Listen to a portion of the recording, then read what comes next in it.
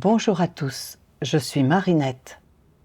Aujourd'hui, j'aimerais vous lire une lettre écrite par Yusun à sa bonne amie Nyuyi. Dans cette lettre, elle raconte son expérience après avoir été renvoyée. Après son renvoi, elle a effectué quelques tâches d'affaires générales dans l'Église.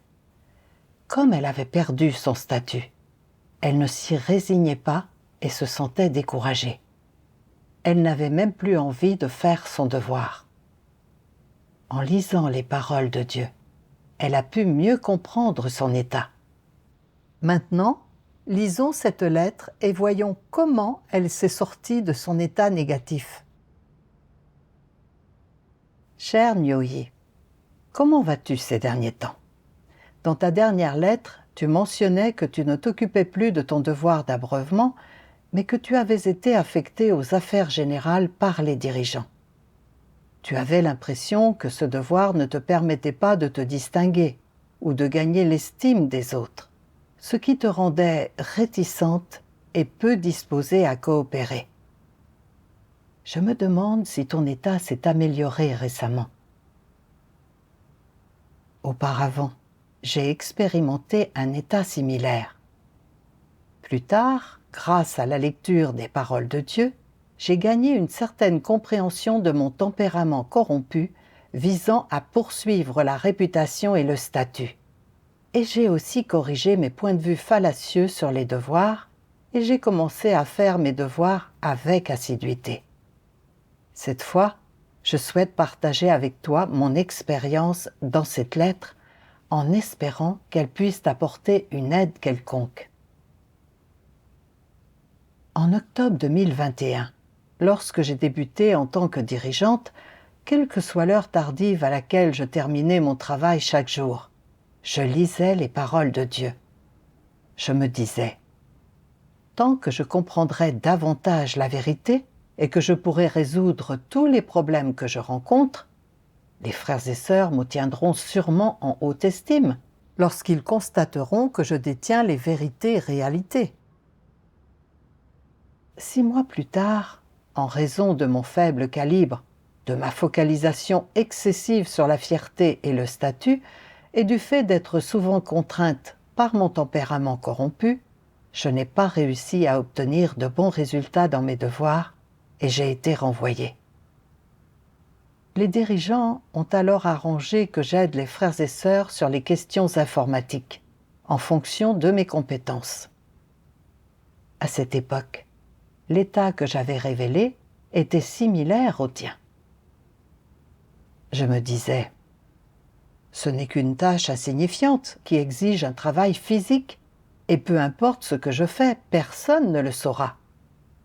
En lisant les paroles de Dieu, j'ai pris conscience qu'il y avait l'intention de Dieu derrière cette réaffectation des devoirs, et que je devais m'y soumettre et l'accepter.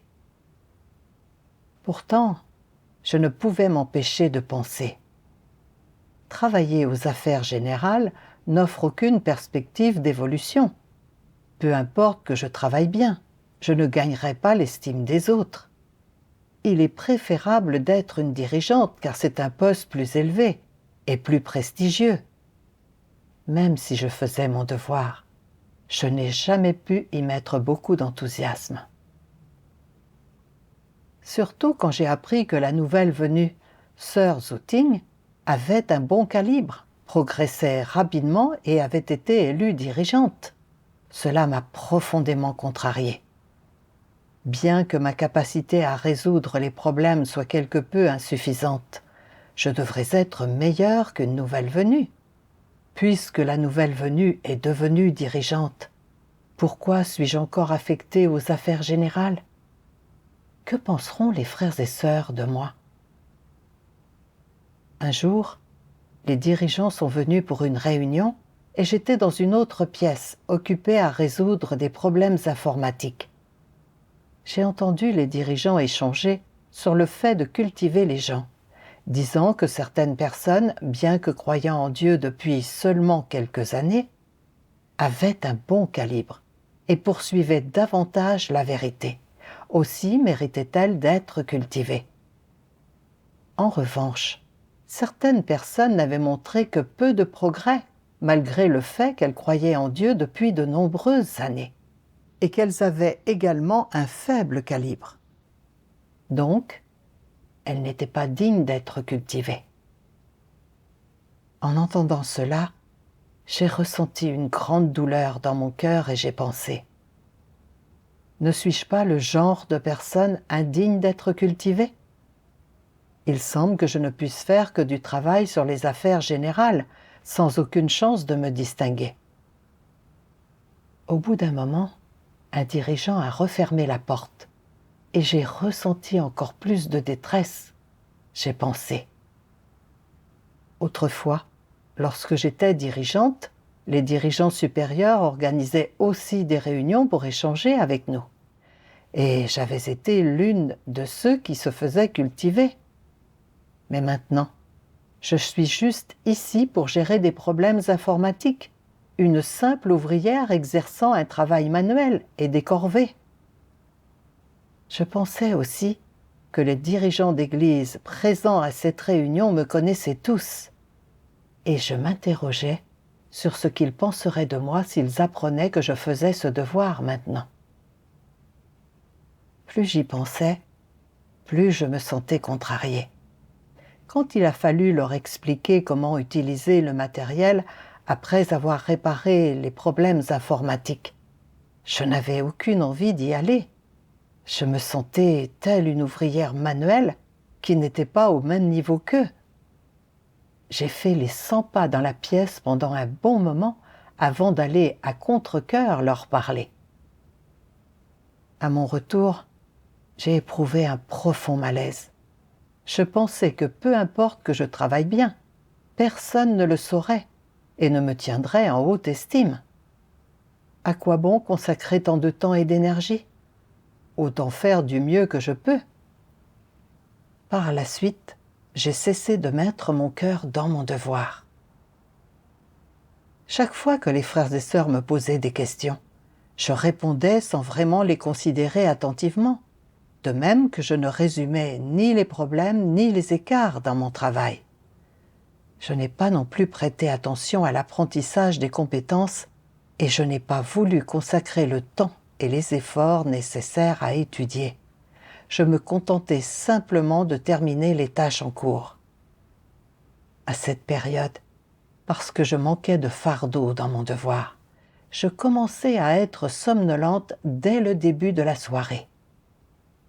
Plus tard, j'ai pris conscience que mon état n'était pas bon. Alors j'ai prié Dieu. Je lui ai demandé de me guider afin que je reconnaisse mes problèmes. Dans ma recherche, j'ai lu ces paroles de Dieu.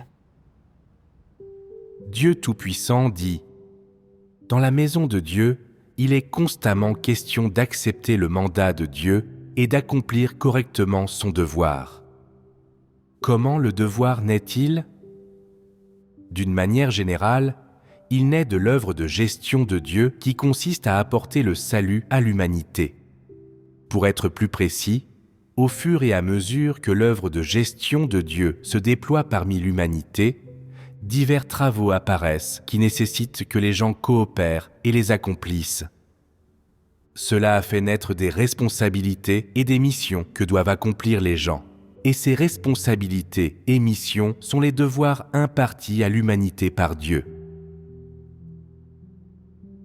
Quel que soit ton devoir, ne fais pas la différence entre ce qui est élevé et ce qui est indigne. Imagine que tu dises: bien que cette tâche soit une commission de la part de Dieu et le travail de la maison de Dieu, si je la fais, on pourrait me mépriser. D'autres ont à faire un travail qui les fait se démarquer. On m'a donné cette tâche qui ne me fait pas me démarquer, mais fait que je m'épuise en coulisses. C'est injuste.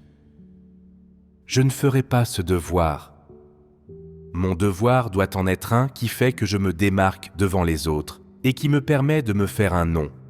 Et même si je ne me fais pas un nom et ne me démarque pas, je dois tout de même en profiter et me sentir à l'aise physiquement. Est-ce une attitude acceptable? Être sélectif, ce n'est pas accepter ce qui vient de Dieu. c'est faire des choix selon tes propres préférences. Ce n'est pas accepter ton devoir, c'est un refus de ton devoir, une manifestation de ta rébellion contre Dieu. Une telle sélection est altérée par tes préférences et désirs individuels.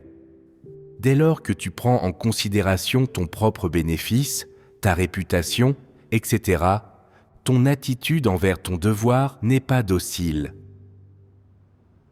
Les paroles de Dieu m'ont fait comprendre que quel que soit le devoir que l'on fait, il s'agit d'une mission et d'une responsabilité confiée par Dieu. Il n'existe pas de devoir supérieur ou inférieur. Si l'on classe les devoirs comme étant supérieurs ou inférieurs, et que l'on ne souhaite faire que ceux qui nous mettent en valeur tout en évitant les autres, c'est refuser un devoir, et cela montre un manque de soumission authentique à Dieu. En réfléchissant sur moi-même à la lumière des paroles de Dieu, j'ai réalisé que j'abordais mes devoirs en fonction de mes préférences personnelles, en désirant toujours faire les plus en vue. En repensant à la période où j'étais dirigeante pour être hautement considérée par les dirigeants supérieurs et gagner l'estime des frères et sœurs, je faisais beaucoup d'efforts et je faisais mes devoirs avec beaucoup d'enthousiasme.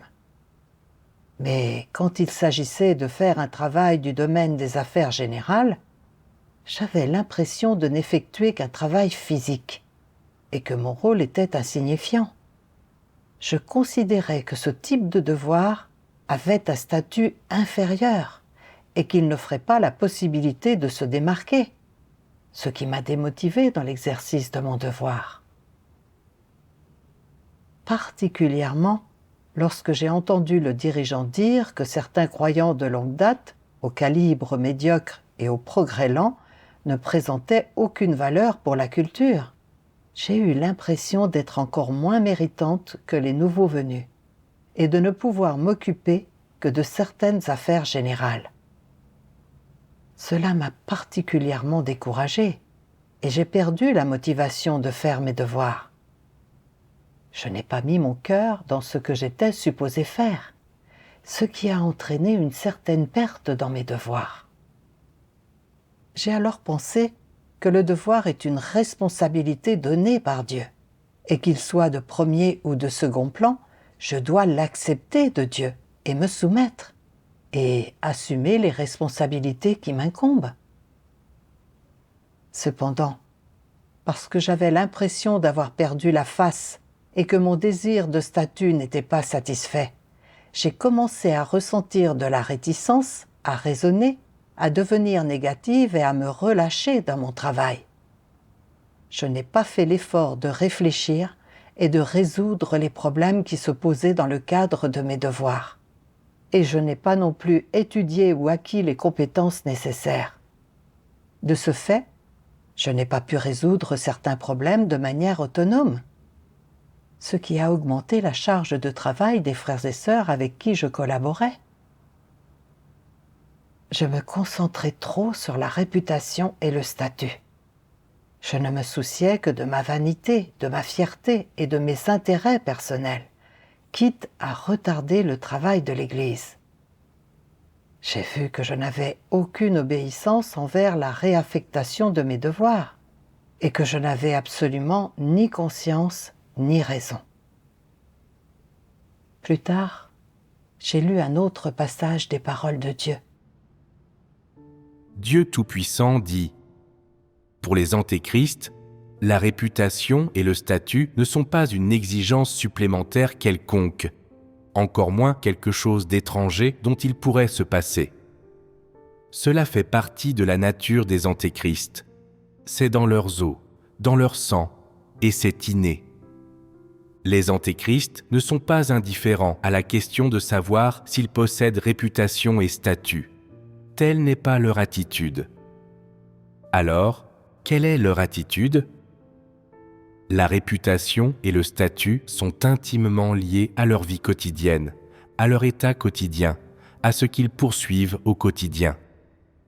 Et donc, pour les antéchrists, le statut et la réputation sont leur vie. peu importe comment ils vivent, peu importe l'environnement dans lequel ils vivent, leur travail, ce qu'ils poursuivent, leurs objectifs, la direction de leur vie, tout tourne autour d'une bonne réputation et d'un statut élevé. Et ce but ne change pas. Ils ne peuvent jamais mettre de côté de telles choses. C'est là le vrai visage des antéchrists et leur essence. Vous pourriez les mettre dans une forêt vierge au fond des montagnes, et ils ne mettraient toujours pas de côté leur poursuite de la réputation et du statut. Vous pouvez les mettre dans n'importe quel groupe de gens, et tout ce à quoi ils pourront penser, ce seront toujours la réputation et le statut. Bien que les antéchrists croient aussi en Dieu, ils voient la poursuite de la réputation et du statut comme équivalente à la foi en Dieu et lui accordent le même poids. C'est-à-dire qu'en marchant sur le chemin de la foi en Dieu, ils poursuivent aussi leur propre réputation et statut. On peut dire qu'au fond d'eux-mêmes, les antéchrists croient que la poursuite de la vérité dans leur foi en Dieu est la poursuite de la réputation et du statut. La poursuite de la réputation et du statut est aussi la poursuite de la vérité. Et obtenir réputation et statut, c'est gagner la vérité et la vie. S'ils sentent qu'ils n'ont ni réputation, ni gain, ni statut, que personne ne les admire, ne les estime ni ne les suit, alors ils sont très déçus. Ils croient qu'il n'y a aucun intérêt à croire en Dieu, aucune valeur à cela. Et ils se disent: une telle foi en Dieu est-elle un échec? Est-ce sans espoir? Ils réfléchissent souvent à de telles choses dans leur cœur. Ils réfléchissent à la façon dont ils peuvent se tailler une place dans la maison de Dieu et avoir une haute réputation dans l'Église, afin que les gens les écoutent quand ils parlent, les soutiennent quand ils agissent et les suivent partout où ils vont, afin qu'ils aient le dernier mot dans l'Église, ainsi que de la gloire, du gain et du statut. Ils se concentrent vraiment sur de telles choses dans leur cœur. C'est là ce que ces gens poursuivent. Pourquoi pensent-ils toujours à de telles choses? Après avoir lu les paroles de Dieu, après avoir entendu des sermons, ne comprennent-ils vraiment pas tout cela? Ne sont-ils vraiment pas capables de discerner tout cela? Les paroles de Dieu et la vérité ne sont-elles vraiment pas capables de changer leurs notions, idées et opinions? Ce n'est pas du tout le cas. Le problème réside en eux.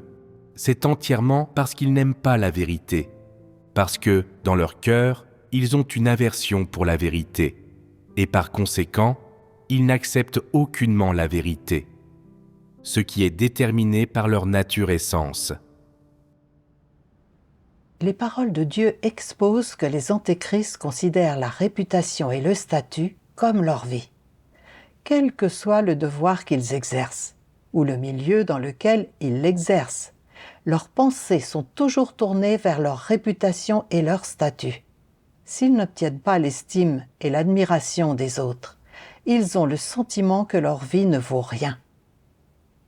En réfléchissant à ça, mes points de vue sur la poursuite n'étaient-ils pas les mêmes que ceux des antéchrists? Depuis l'enfance, j'ai été influencée par les poisons de Satan, tels que un homme a besoin de sa fierté comme un arbre a besoin de son écorce.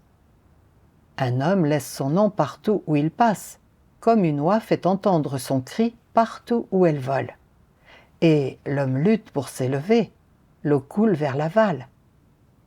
J'avais fait de la poursuite de la réputation et du statut le but de ma vie, désireuse de gagner l'estime des autres, quoi que je fasse. Quand j'étais à l'école, j'enviais ceux qui occupaient des postes officiels et avaient du prestige, en croyant qu'ils étaient estimés partout où ils allaient. Je m'étais dit qu'en devenant quelqu'un comme eux, ma vie aurait de la valeur. J'ai donc énormément étudié, en espérant que mes efforts me permettraient d'obtenir un bon emploi plus tard et de gagner l'estime des autres. Quand j'ai commencé à croire en Dieu, mes points de vue sur la poursuite sont restés les mêmes. Lorsque j'ai été dirigeante, peu importait ma charge de travail, je lisais les paroles de Dieu avec pour but de m'équiper de plus de vérité pour résoudre les problèmes des frères et sœurs, afin de gagner leur estime. Lors des réunions, je réfléchissais constamment à la manière dont je devais échanger, pour que les frères et sœurs ne me regardent pas de haut. Le fait que mon intention n'était pas correcte et que mon état n'était pas bon avait affecté l'efficacité des réunions. Dans le cadre de mon travail sur les affaires générales, j'avais continué à suivre l'ancien chemin. Parce que je craignais d'être méprisée, après avoir résolu les problèmes informatiques pour les dirigeants, je n'avais même pas osé affronter quelque chose d'aussi simple que de leur dire un mot, et je m'étais sentie profondément réprimée intérieurement. Par la suite, j'avais été très passive dans mes devoirs, ce qui avait aussi affecté le travail. J'ai vu que dans tous les devoirs que j'avais exercés, mes pensées et mes intentions n'avaient visé que ma propre réputation et mon propre statut. N'était-ce pas suivre le chemin des antéchrists? Clairement, je n'étais rien. Je n'avais aucune réalité. Mon calibre était médiocre et mon tempérament corrompu était grave. Au lieu de garder la tête basse et de faire mon devoir, j'avais été constamment préoccupée par ma propre fierté et mon statut. Lorsque je n'obtenais pas ces choses, je devenais négative et bouleversée, et je perdais ma motivation dans mes devoirs. La réputation et le statut me liaient vraiment de manière très étroite, dominant chaque jour de ma vie. Dans toutes mes actions, j'avais recherché l'estime et l'approbation des autres. Vivre de cette manière était extrêmement douloureux. Dieu m'avait donné l'opportunité de faire mon devoir, pour que je puisse poursuivre la vérité et parvenir à un changement dans mon tempérament en faisant mon devoir. Mais je n'avais pas réussi à faire mon devoir consciencieusement et je n'avais pas fait d'effort pour poursuivre la vérité, cherchant toujours la réputation et le statut pour gagner l'estime des autres. Lorsque j'avais perdu la face ou mon statut, je m'en étais prise à mon devoir et j'avais agi de façon irresponsable en le faisant. C'était se rebeller contre Dieu et lui résister. Désormais, je voyais clairement que poursuivre aveuglément la réputation, le gain et le statut était extrêmement dangereux. Dès que ma réputation, mon gain ou mon statut étaient menacés, je résistais et me plaignais. Je devenais négative et passive dans mon devoir, ce qui avait causé des pertes dans le travail. Si je continuais obstinément ma poursuite de cette manière, au final, je ne serais que détestée, abandonnée et éliminée par Dieu. Nyoyi, tu sais quoi? Quand j'ai pris conscience de ces choses, j'ai eu peur et j'ai pensé, je ne peux pas continuer à poursuivre ce mauvais chemin. Je dois pleinement chérir l'opportunité que Dieu m'a donnée de faire mon devoir. J'ai lu un autre passage des paroles de Dieu qui m'a aidé à gagner une certaine compréhension sur la façon de trouver ma place.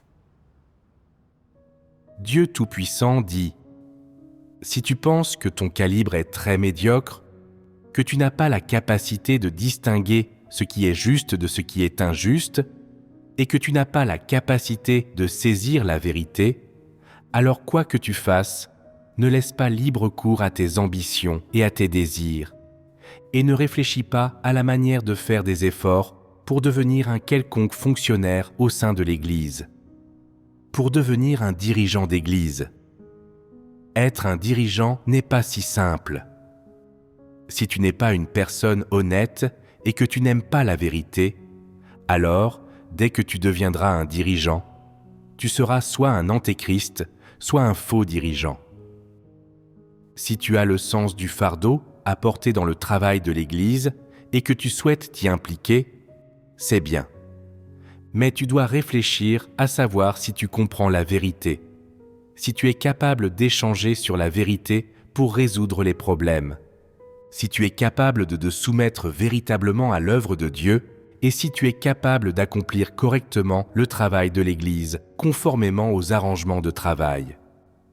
Si tu satisfais ces critères, tu peux te présenter pour être dirigeant ou ouvrier.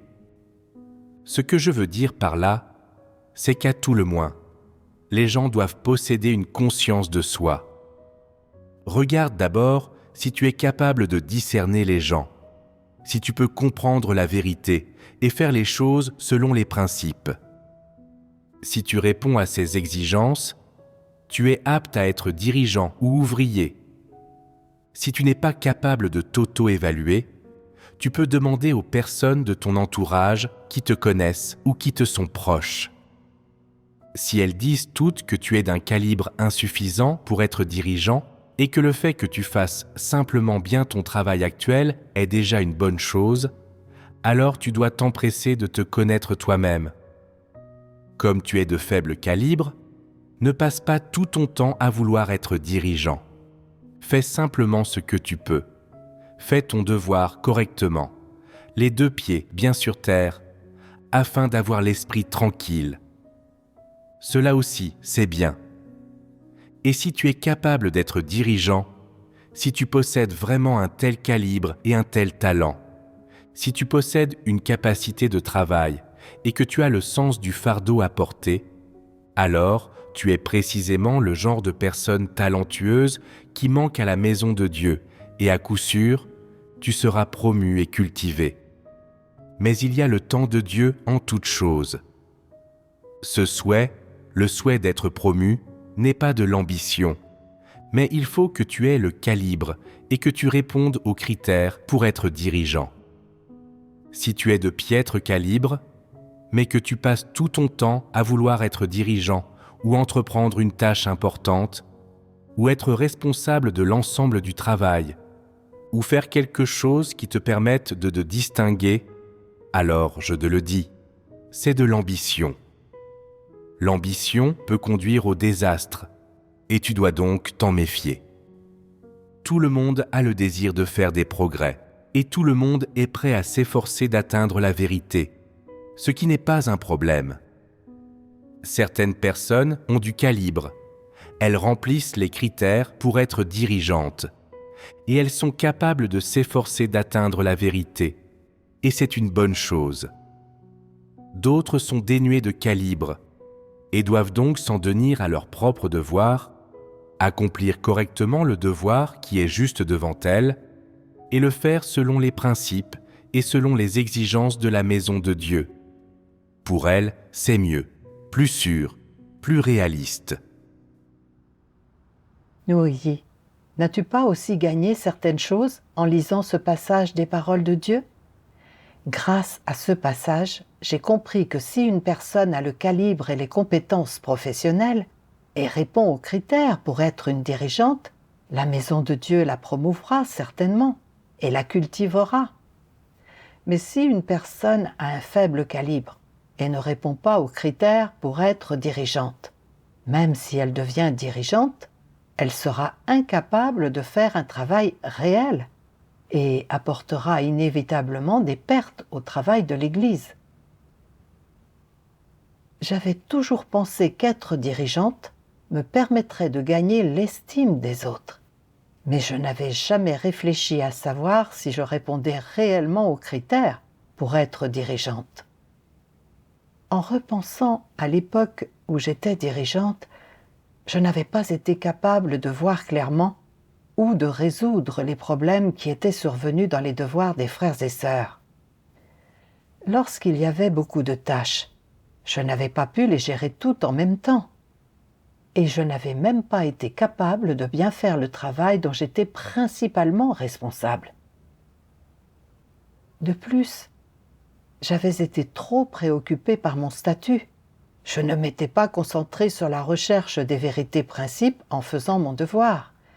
Et j'avais constamment pensé à la façon d'échanger de sorte à gagner l'estime des frères et sœurs. mon cœur ne pouvait pas vraiment s'engager envers ce devoir. Et aucun résultat n'en était sorti en le faisant. Les dirigeants supérieurs avaient réaffecté mon devoir en fonction des principes, ce qui profiterait au travail de l'Église et servirait de protection pour moi.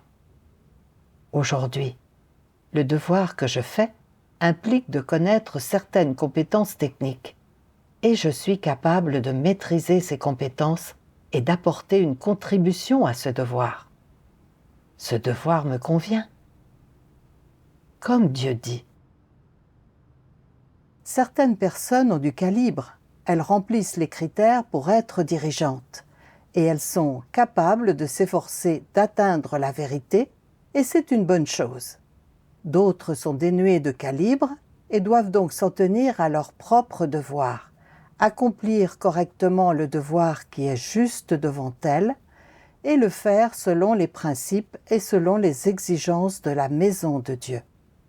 Pour elles, c'est mieux, plus sûr, plus réaliste.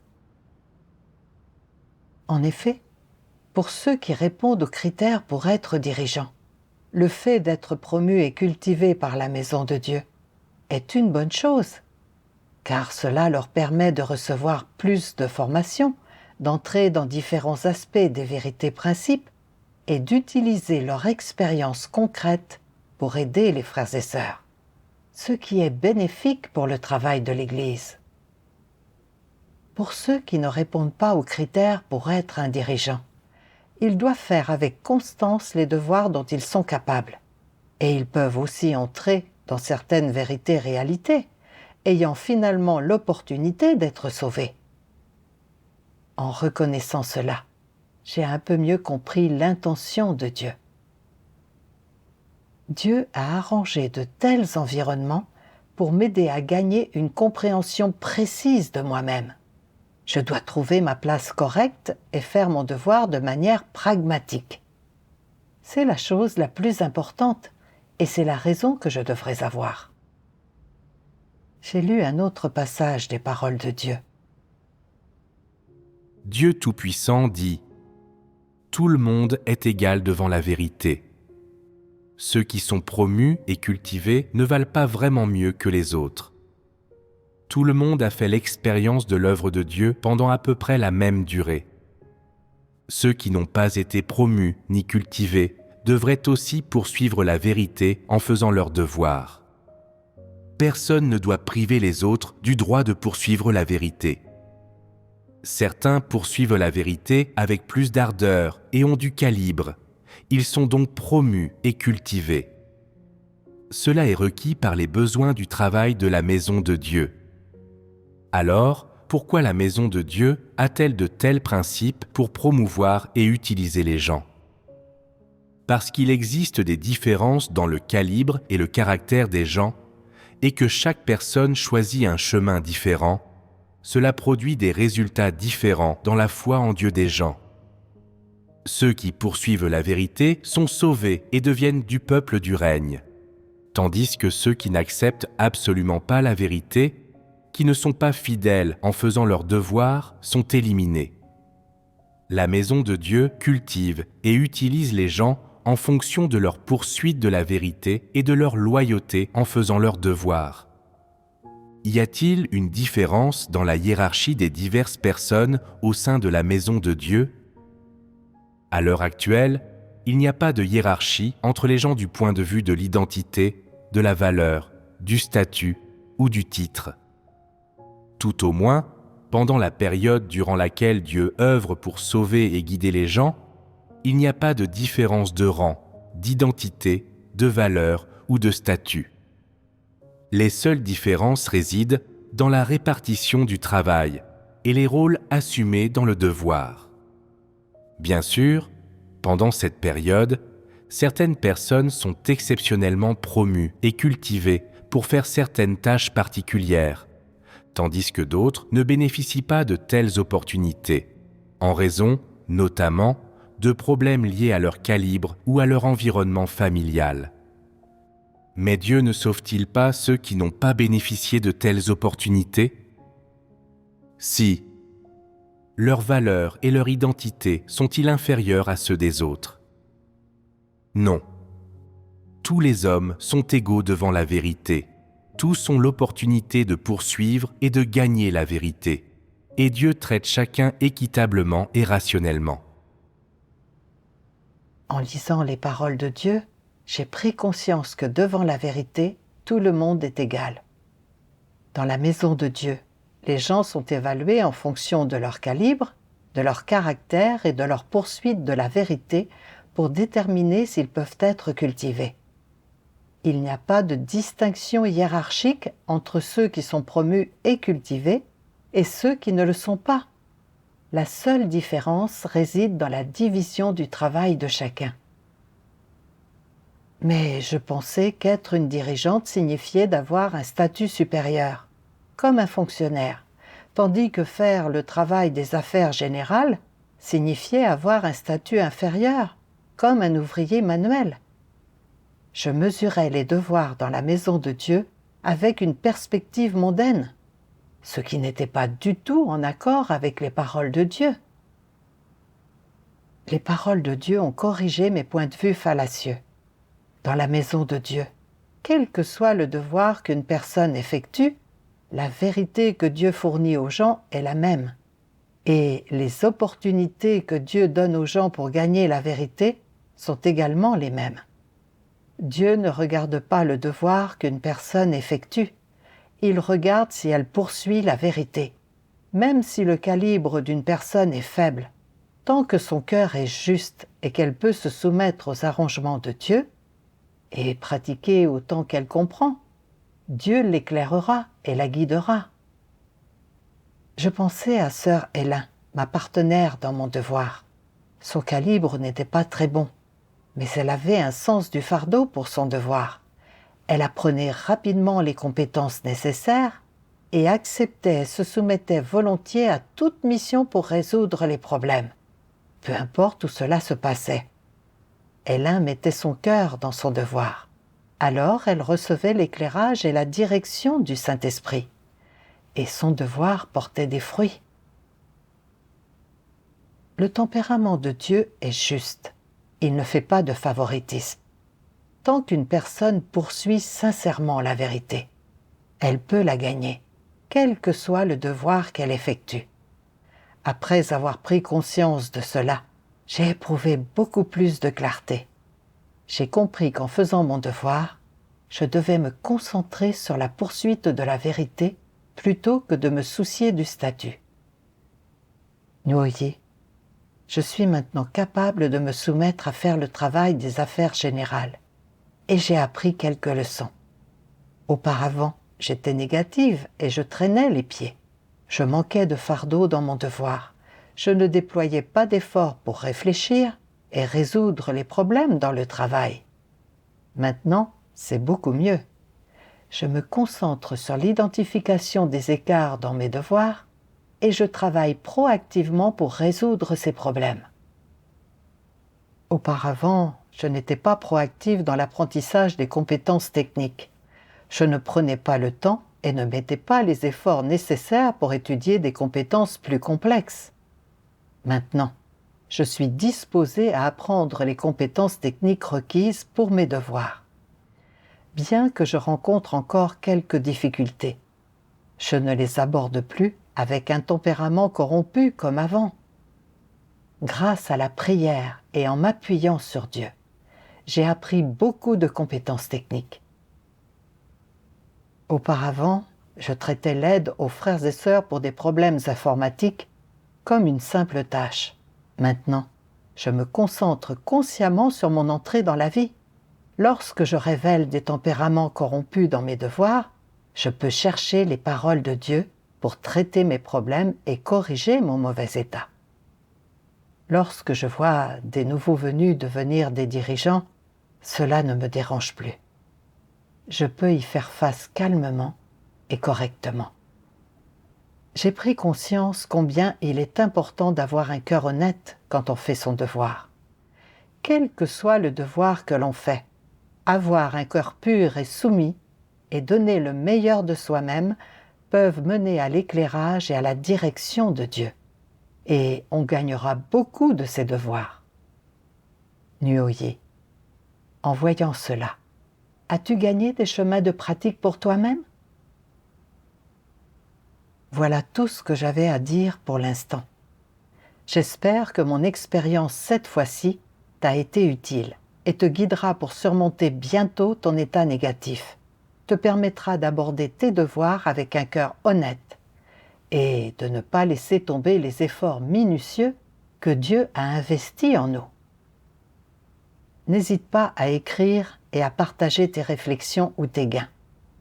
Cordialement, Yusun, le 19 septembre 2023. Voilà, c'est la fin de cette lettre. L'expérience de cette sœur m'a permis de comprendre qu'il n'y a pas de distinction entre des devoirs élevés ou modestes. Tout le monde est égal devant la vérité. Peu importe le devoir que nous effectuons, tant que nous poursuivons la vérité et le faisons avec sincérité, nous en tirerons beaucoup. C'est la grâce et la bénédiction de Dieu. Merci d'avoir regardé. À la prochaine!